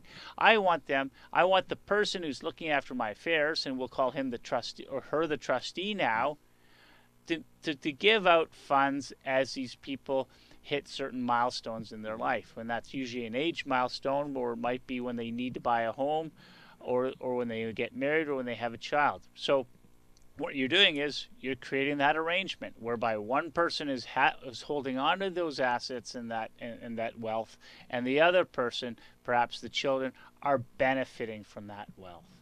And then, of course, I've got this big, thick binder here in front of me, Fred. It's called the British Columbia Estate Planning and Wealth Preservation.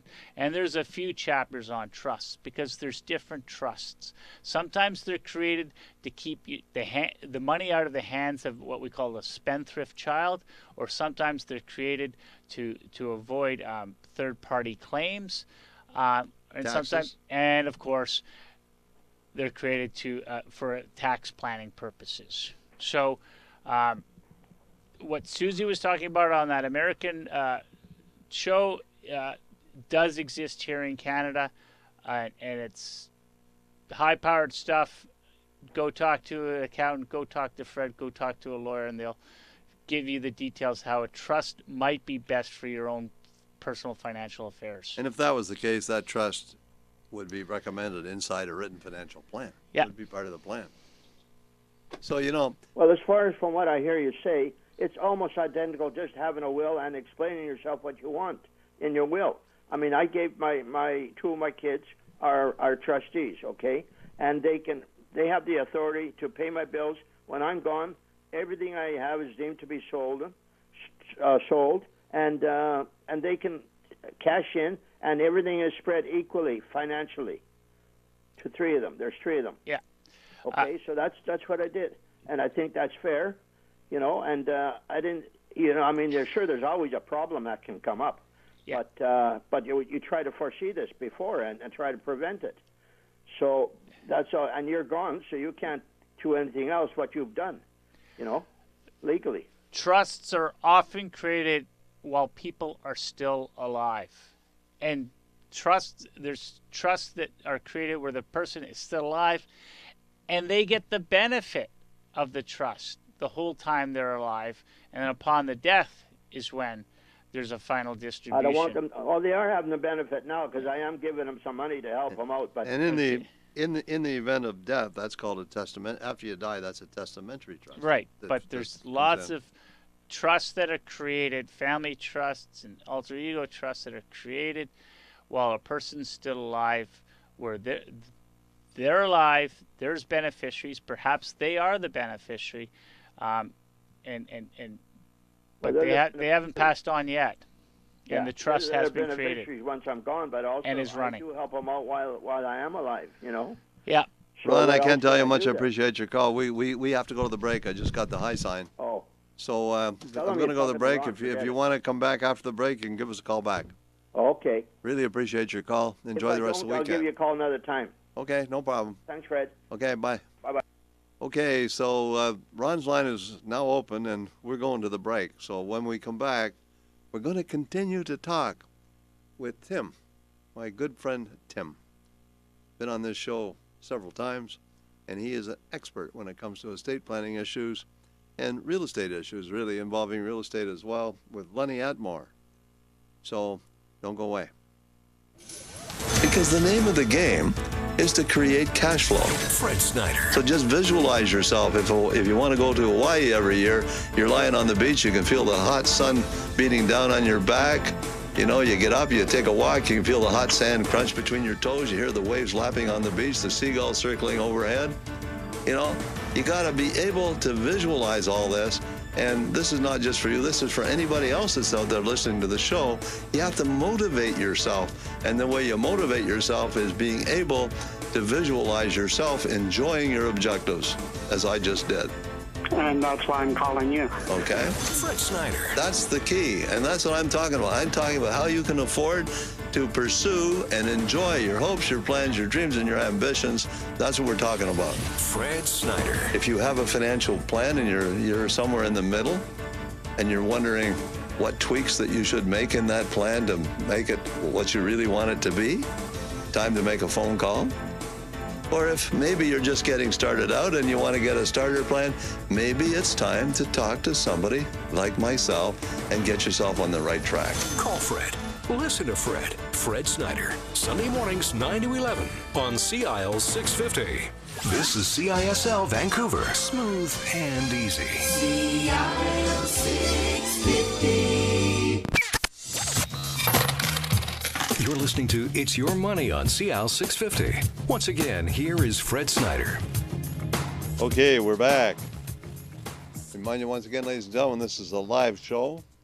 And we're out of here in about 25 minutes or so. So this is your chance to get some advice. It's your chance to make a comment. It's your chance to get started on the road to financial success. And I'm going to say it again, the longest journey begins with the first step. And maybe that step is a step over to the phone and dial a phone number. The number to call, 604-280-0650. Long distance, 1-877-280-0650. You can log on, www.cil650.com. And for the shy people, Frida's down at the office right now. You can call Frida. Maybe you want to make an appointment for a second opinion on your investment portfolio, a written financial plan, whatever it may be. Call Frida, 604-737-3512. Long distance, 1-800-661-1495. So a caller asked off the air, is it possible to write a will via email?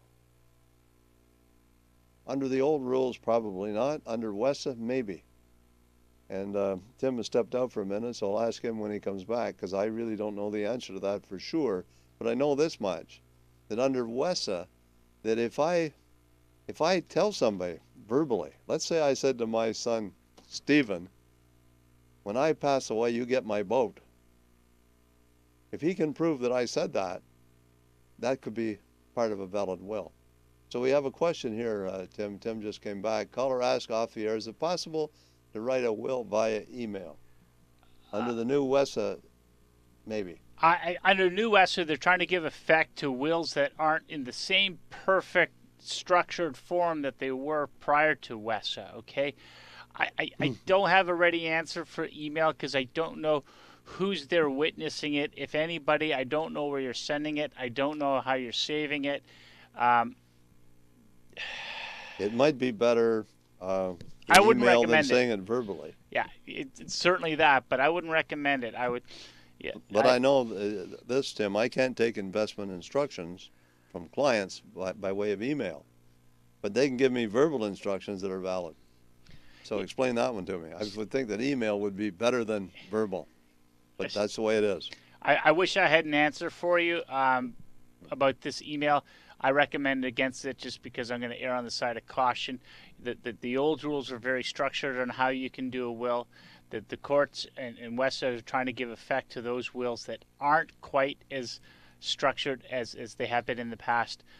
Nevertheless, I don't know enough about how you would set it up in email form that gives it the structure, the evidentiary value that it needs. That particular caller, if you want to call free to make an appointment, come in and see me, and we will give you a document which is called will instructions. You just fill in the blanks, take it to your lawyer, or get a will online.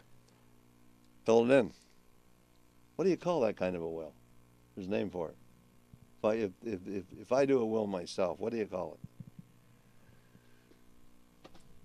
You're catching me off guard on a Sunday morning here. Well, there you go. Okay. Oh, wait, then I'll let you in on a lawyer's trick. If a lawyer ever says, let me take that under consideration, Fred, you know what that means. I got you. It means he's going to look it up. Okay. It's sort of like when you go to the doctor's office and they check you out, they don't say anything, and then they run off on you. You sometimes wonder if they're looking up your helmet. It's called a holograph will. Oh, okay. Yeah. I'm sorry. It's no sweat. Okay, so a holograph will is a will you do yourself, correct? Is that legal in BC? They're giving more effect to it, yes. Okay. So maybe you don't want to spend that $1,000 on a will. Maybe you can get it cheaper if you fill out a will instruction form before you go to your lawyer because you've done all the grunt work ahead of time. But if cost becomes prohibitive, you do a holograph will. You just heard it. It's still valid. What makes it valid or invalid? You know what, Fred? I'm gonna ask people that when they're listening to this show, they gotta. All of a sudden, people are gonna run off and do a will themselves. I'm concerned that the whole idea of documentation, whether you're buying a house, doing a will, buying a car, lending a friend money, is the evidentiary value of how you're presenting that transaction. Are the four corners of the agreement all there? Can someone look to that agreement? Can they look to that will? Can they look to that promissory note and see, yes, this is what the parties intended?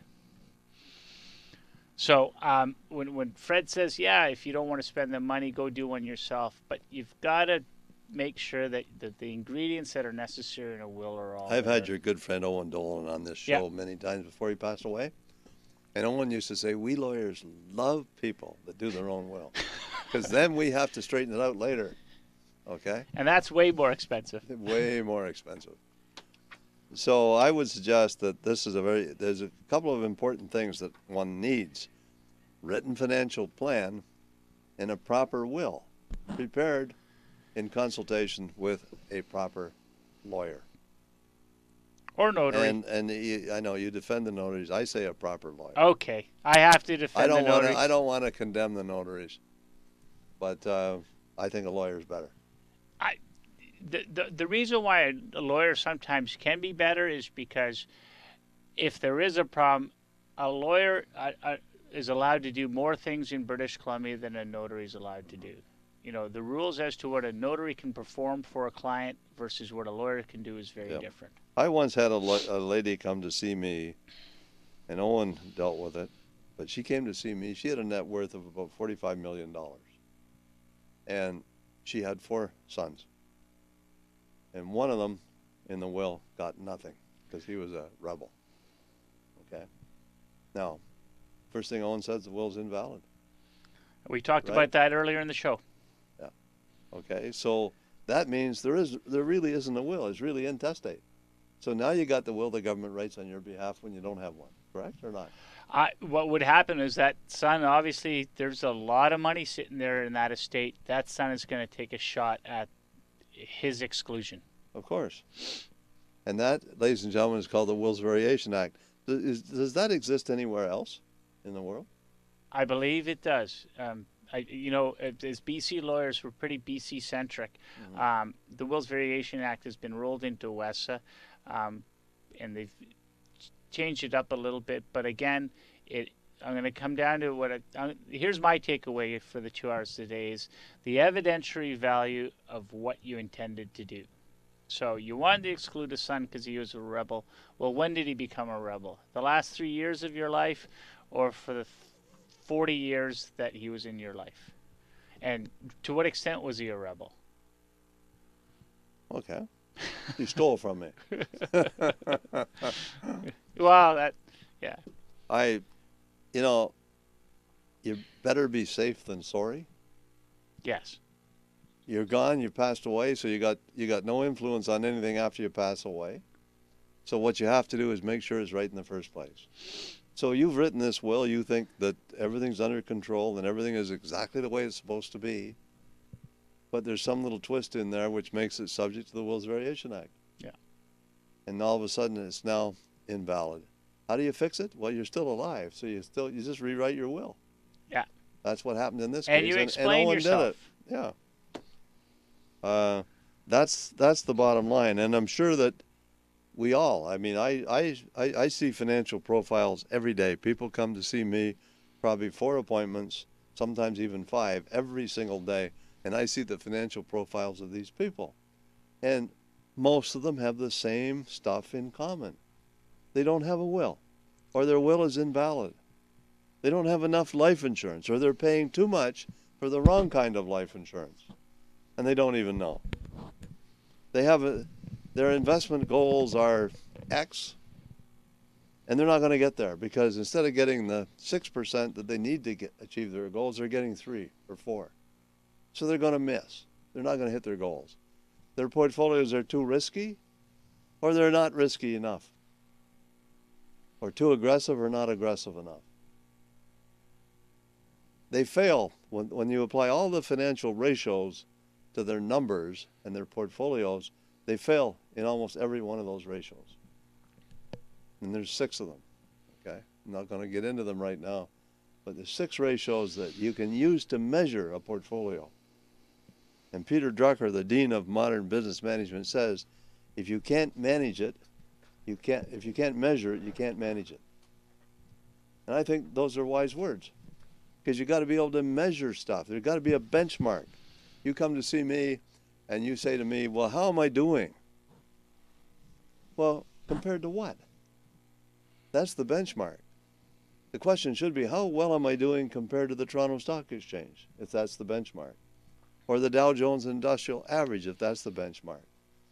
Or you pick one of thousands of benchmarks that are out there that's already been pre-selected as the benchmark that you compare everything you're doing to measure how well you're doing. And I rarely see this. I see portfolios. I say to the client, you have a portfolio here. What's the plan? I can't see any order in this. There's no plan. They say, Duh, what do you mean? You mean I should have a plan? Of course you should have a plan. But there's no plan. And they're a wandering generality. They can't explain how the investments were selected. What was the selection process that determined that I should have ABC mutual fund and XYZ stock and so on and so forth? What selection process was used to select that? Why was it so? It's only a 2-star fund. Why? How come it's not a 5-star fund? I think 5 stars is better than 2. So why would I have a fund that's only 2 stars when I have a 5-star that's available? And I could talk about this for hours. Okay? And I use Morningstar Advisor Workstation to do it. And I don't think I know very many advisors that are using software like that to put together a written financial plan and a written investment plan, because they're part of the same thing. Let's talk to Sandra from Surrey. Sandra, welcome to the program. Oh, hi. Hi, Sandra. I wanted to ask if you have property in more than one country and relatives to leave it to in more than one country. Do you need different wills in different countries, and are those Awesome related question. or connected in any way? Awesome question. Tim, yours. All right. The place where you live, the place where you die, the place where most of your assets are, that's where you're going to probably write your will. Now, in other jurisdictions, whether they be other provinces or other countries, they may ask you to have your will and estate probated in that country because they're looking at a BC court document that says this person is the executor of this estate of this person who has passed away. And here in British Columbia, for example, if it was the other way around, because I know that better than all the other jurisdictions, if a person dies in another locale, has a will probated in another jurisdiction other than British Columbia, the Land Title Office for British Columbia properties are going to say, okay, you're going to have to make an application before the courts here in British Columbia to give effect to those other jurisdiction grant of probate, okay? So I'm dealing with this where someone died in Ontario but wants to sell BC real estate. And the buyer thought it would go a lot easier, but we're almost a year into it now where we're trying to get the Ontario documents where the BC Land Title Office will honor it so we can convey that property. As for beneficiaries outside the jurisdiction, that happens a lot. People are mobile. People do leave things to people back home where they came from. That's not as big an issue as having assets outside the jurisdiction. Okay, Sandra? Mm-hmm. I know in Point Roberts there was maybe 10 years ago now or something.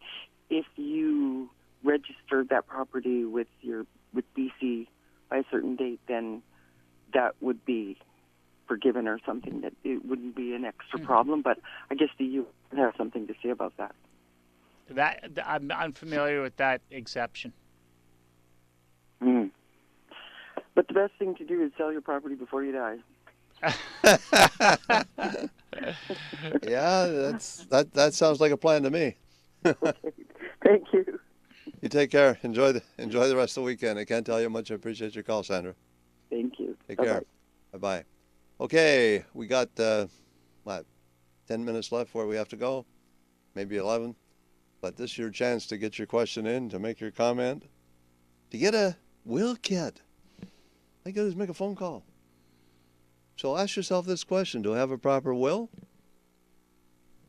Have I updated my will within the last year and a half or so? Because that's about a year and a half ago. So if your will wasn't up to, if your will was prepared more than a year and a half ago, it likely needs to be looked at. Good chance that it needs to be looked at. Am I going to be a victim of the Wills Variation Act if I pass away? Should I be setting up some kind of a trust right now, like an alter ego trust? Something like that? Is there some way to minimize my taxes and protect myself from the tax man by using a trust? Do I need an enduring power of attorney? Who's going to look after my affairs if I get in a car accident on the way home, I hit my head and I'm mentally incompetent? Do I have my wife says that all the time. Maybe I am. But the bottom line is, if you become mentally incompetent, do you have somebody that can look after your affairs? You're still alive, but you're not qualified to make proper investment decisions, or any kind of decisions for that matter. So you need somebody who has an enduring power of attorney to be able to take over that job. Do you have that? Do you have a representation agreement?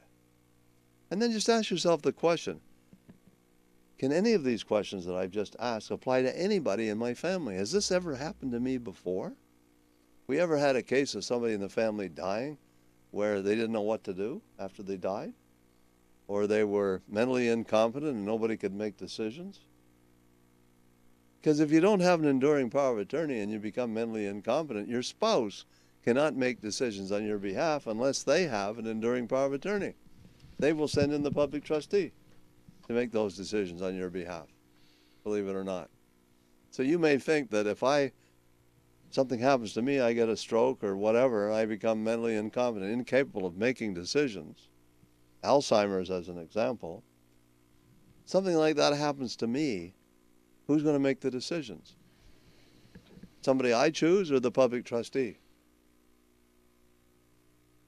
Fix it. If it's broken, it's time to fix it. The way you fix it is make a phone call. 604-280-0650. Long distance 1-877-280-0650. Log on www.CIL650.com. And for those who are shy or reluctant to talk on the air, or those who just want to get right down to business, call Frida. She's down at the office right now. Area code 604-737-3512. Long distance 1-800-661-1495. Remember, once again, we're talking about your money and how to keep it. And how to keep it is most important. Ask yourself this question. Is it more important to make money or keep it? And I think the answer is obvious. It's keep it. I often say this many times. I've been rich and I've been poor, and I'd rather be rich. Ask the same question to Donald Trump. What's he going to say? I've been rich and I've been poor, and I'd rather be rich. He's been bankrupt 3 times. Well, he also says a lot of other things, too. So Yeah, let's leave Mr. Trump out of this. Fred, we're getting close to Christmas, and there's another word that you use all the time in your radio show about why do people have estate planning? Why do people look after their affairs? Why don't they just cash out their last nickel before they die? And what's that word you like to use in it? It's called love. That's right. And we're getting so close to Christmas, and people are going to see a lot of their family over the Christmas season, and there's going to be a lot of cramped quarters. There's going to be a lot of perhaps stuff being drank or what have you. So let's everybody remember to be patient and to show what Fred is effectively. The money is great. The estate planning is great, but you're doing that because you want to show love to those people that live on past you. My kid brother lives in Ottawa 6 months out of the year and 6 months in Florida. Is in Florida right now. He passed away last week. Very unexpectedly, in his sleep. Wow. It's a heavy burden. It is, and it's just out of the clear blue sky. His affairs were in good order, though. His affairs were in good order. Yeah. So there won't be that aspect of turmoil moving forward for his. Well, he was a financial advisor, part of my team at one time. I hired and trained him and all the rest of it. But he retired 10 years ago. I'm still working. And he's the younger brother. Well, you're still alive, too. I'm sorry to hear that, Fred. Yeah. I hope his family gets through the Christmas season and in the best way they can with that loss. Well, I'd just like to extend my condolences to his wife, Nancy, and his children. So should you be listening, my condolences, and I'll do a special program on him next week on the air. I plan on it. So you're out there, you're listening to the show. We're getting down to short strokes where we have to go. Remind you once again, we're talking about your money and how to keep it. And we're going to kind of wrap up this point. So, Tim, you've been on here a few times. Did you learn anything special today? I think some of the callers who called in had some really relevant questions about... You always learn from the callers, don't you? Yeah, just like I do from my clients. Yeah. It's amazing. People think everything is so cookie cutter with our profession, and they're just we're pulling out the same template documents, but that's not the case. What I learned is that, or perhaps reinforced today, is people's affairs are different, people's circumstances are different, and the quicker you can get into a financial planner to get those affairs in order, the quicker you can get in and deal with Your wills, don't wait until it's too late. Well, if you call the show, we have our giveaways, and I would suggest that very, very quickly you want to get a will kit. They're worth $35. I'm giving them away. So you want to get a will kit, make a phone call before we wind up. Okay? You got to participate in the show. You got to earn the will kit by making a phone call. Because if I said just call Frida will be overwhelmed with calls, and I'll go broke providing will kits for people. There'll be thousands of will kits we'll have to send out. I'm not about to do that. So you earn that will kit by making a phone call. The will kit will include will instructions. So you got the instructions for your lawyer that are all filled out before you go to the lawyer. That means the lawyer doesn't have to extract that information from you during the client discovery process. That information is already thought out and is written down. That saves time. And it shouldn't take that much time to do a standard will. And you might ask your lawyer, if I were to pass away, what would happen if I died without a will? And then the will that the government puts in place would kick in. That might be exactly what you want. Okay? Think about that for a minute. Maybe, and Tim, does that kind of a person need a will anyway? If the Wills Variation Act says this is what happens and that's exactly what you want, does that person still need a will? It's not the Wills Variation Act, it's the WESA. Or WESA is what I meant, yeah. Well, there's other issues that present themselves in a will. You pick the person who's going to run your affairs. You pick the guardians. You pick how your distributions. And that wouldn't take place unless you had a will. That's right. If someone else has to make those decisions. That someone else would likely be the public trustee. It's probably might be someone who applies to be the executor or the administrator of your will, your estate. So, what did you learn today? Stick you with that question. You know what? I'll say it again. I've been on your show many times. About the third visit here, I made a goal. I taped it to the top of my computer at my office. You reinforce that every time for the listeners. You reinforce it with the people who call in. The goal is one thing. It's not a dream. It's a goal, and then you need a plan. I learned from you, and hopefully you're learning from me a little bit on the legal side of things. But no pipe dreams, legitimate goals, and real plans. Your hopes, your plans, your dreams, and your ambitions depend upon one thing, and that's the money you need to be able to carry them out. So you have to be able to turn your hopes, your plans, your dreams, and ambitions into tangible, very specific goals. For example, you want to be healthier, lose 30 pounds. That's a pretty specific goal. Lose 30 pounds in the next month is even more specific. You got to be really specific with your goals. And the goals have to involve body, mind, soul, social, financial, and family life. Every one of those areas. And we're out of time. I'm not going to see you next week, Fred, so I'm going to say Merry Christmas to you. And the same to you, Tim. Thank you. Thanks for doing the show. Okay, we're gone. See you same time, same station next week. Bye for now.